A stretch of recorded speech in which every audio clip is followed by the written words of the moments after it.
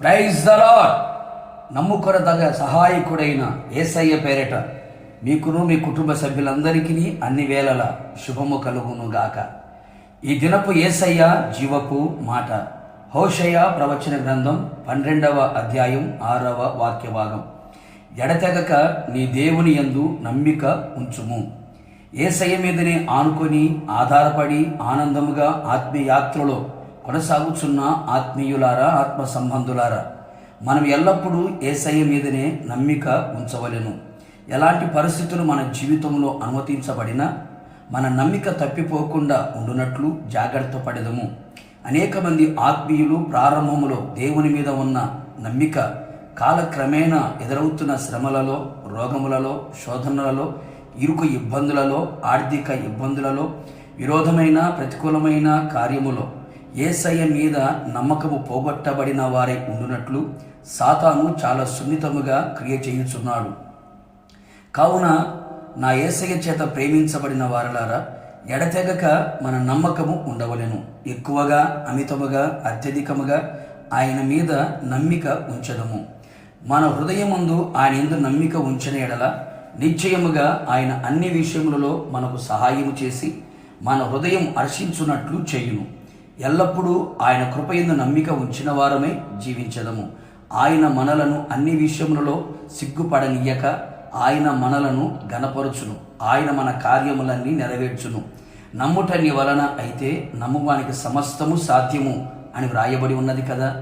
నమ్మితే దేవుని మహిమను చూచెదవు అని ప్రభు సెలవిచ్చి ఉన్నాడు కదా. కావున దేవుని ప్రియులారా, వ్యర్థమైన వాటిని నమ్ముకొనక, ఆస్తి యందు నమ్మిక ఉంచక, ధనమును నమ్మక, తన మనుషులను అండ కండ భుజ ధన కుల అధికార బలం కలిగిన వారిని నమ్మక, అందరికంటే అధికుడైన యేసయ్యందు పూర్ణ హృదయముతో నమ్మిక ఉంచదము.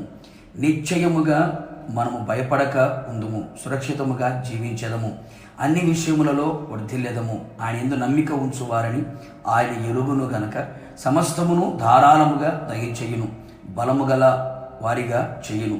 కావున నా దేవుని జనాంగమా, ఎక్కడ అపనమ్మకమునకు చోటియక పరిపూర్ణమైన నమ్మకము గలవారమై ఎడతెగక నిలిచెదము.